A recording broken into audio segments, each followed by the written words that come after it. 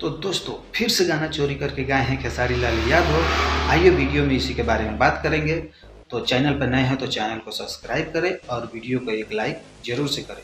चलिए करते हैं वीडियो को शुरू। दोस्तों खेसारी लाल यादव जो गाना लाए हैं ग्लोबल म्यूजिक जंक्शन से, बम बम लगातारा।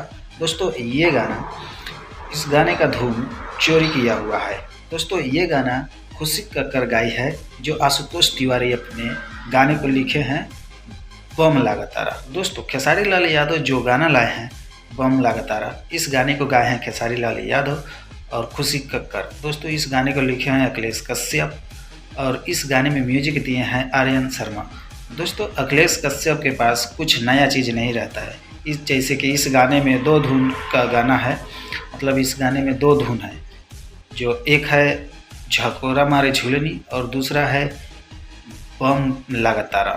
तो अखिलेश कश्यप दोस्तों ये चोरी करके ही गाना लिखते हैं, इनके पास कुछ नया लिखने के लिए नहीं रहता है।